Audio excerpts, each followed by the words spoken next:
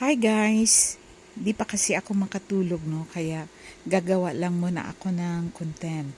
So, ito ay tungkol na naman sa content monetization tool or content monetization program ni Facebook. Alam nyo, hindi basihan na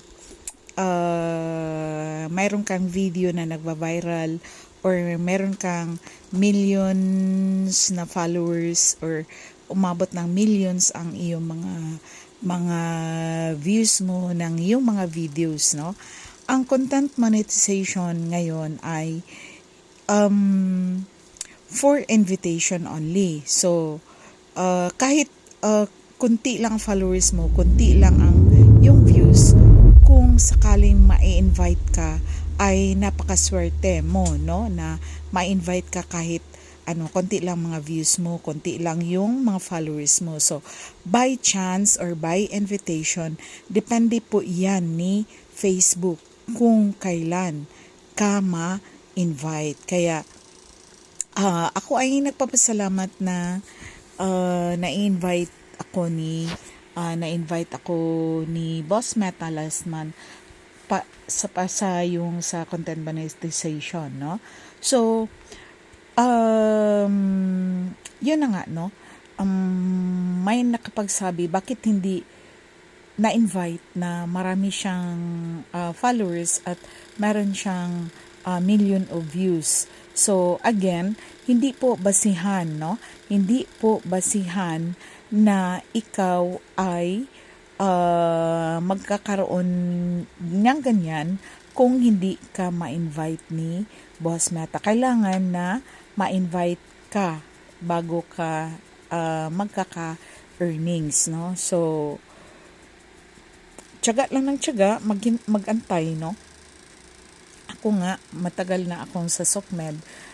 Sumali ako sa mundo ng pagre-reels noong 2023. So, last year, no, nagkakaroon, pinaset up ako ng stars, yung subscription, then performance bonus, no? So, yun na nga. So,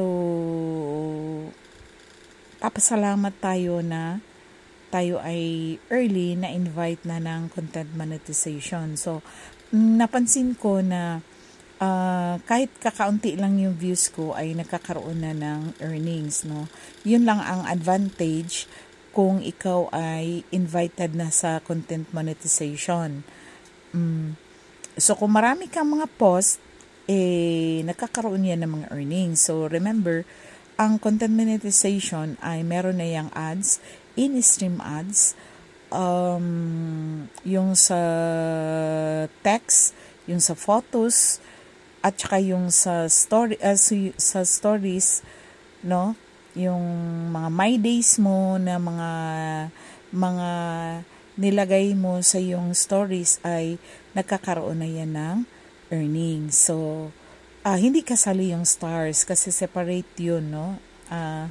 So, maganda kung marami kang stars na natatanggap ay yun, may earnings ka pag marami kang nakuha na stars na as appreciation sa iyong mga viewers. So, yung hindi pa na-invite, tsaga lang sa pagpo-post kasi baka someday, ikaw na naman ang i-invite. So, thank you so much, Boss Meta, sa pag-i-invite sa akin ng content monetization.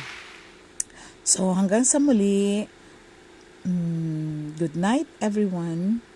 This is Martes Eslomongo signing off.